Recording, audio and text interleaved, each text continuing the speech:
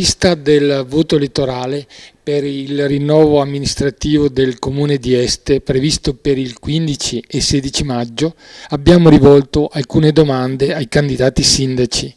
L'unico a sottrarsi al confronto è stato il candidato natalino Zoggia, mentre hanno accolto la nostra proposta i candidati Alfio Aldrigo, Paola Goisis, Vanni Mengotto, Giancarlo Piva e Paolo Venco. A loro è stato chiesto: ci sono molti edifici ed appartamenti vuoti a Este, prima di costruirne altri non sarebbe importante recuperarli alla loro funzione abitativa, e come? Sicuramente l'impostazione anche del nostro piano regolatore a suo tempo Cervellati è stata quella di un recupero del centro storico. Il recupero del centro storico significa ridurre quelle che sono le dimensioni volumetriche all'esterno per doppio motivo: primo, perché le abitazioni vuote ci sono da un lato, e dall'altro anche perché è inutile utilizzare una risorsa scarsa come il terreno agricolo. Quindi vi è l'assoluta necessità di privilegiare, anche attraverso delle possibili agevolazioni, l'occupazione di spazi attraverso affitti, anche attraverso affitti o convenzioni agevolate con il comune, in modo tale che si riesca, a riportare la residenza, in particolar modo nel centro storico della città, perché noi siamo sempre stati convinti che il centro storico vive di residenza e di commercio.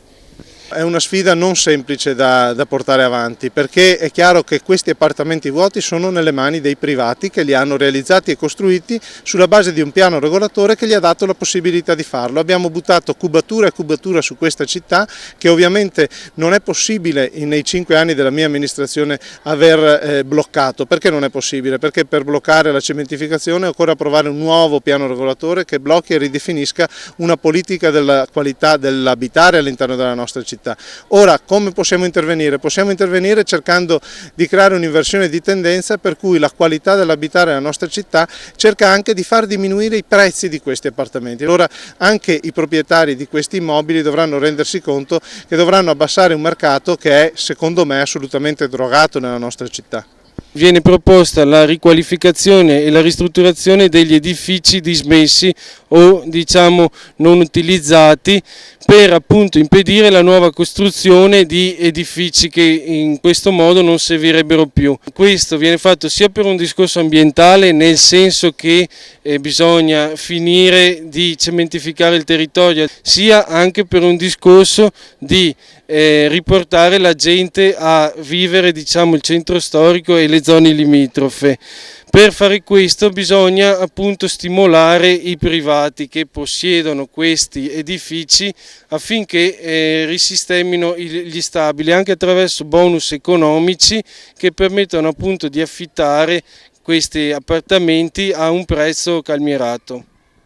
E guardi, io per esempio da questo punto di vista le politiche che sono state adottate negli anni 2000 sono state politiche veramente scellerate, perché sappiamo perfettamente che bastava trovare un pezzo di terra, chiedere la possibilità di poter costruire e si costruiva.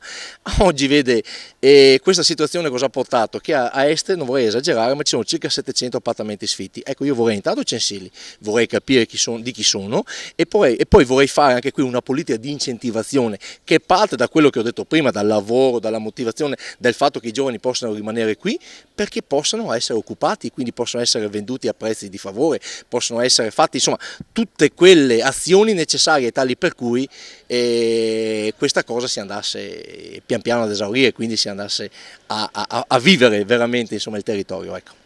Sì, ci sono tanti edifici vuoti, ma ci sono anche tanti edifici vuoti di una bruttura unica. Chi ha costruito queste case? Non eravamo certo noi, queste rispondono ad un'attività che è stata svolta negli anni 80-90. Per queste case bisogna pensare a una riconversione e dopodiché invece io penso così c'è tanto spazio nelle frazioni anche per dare, come dire, una riqualificazione alle frazioni, perché se c'è gente che ci abita, c'è gente che ci vive, dove ci siano anche lì anche attività commerciali, allora tutta l'attività sociale si arricchisce, altrimenti diventano semplici dormitori. Io non voglio pensare a quartieri dormitorio, quindi anche in questo settore il mio punto, il leitmotiv è sempre quello del spazio ai giovani, perché è da lì che noi dobbiamo partire se vogliamo veramente arricchire e riconvertire anche questa città.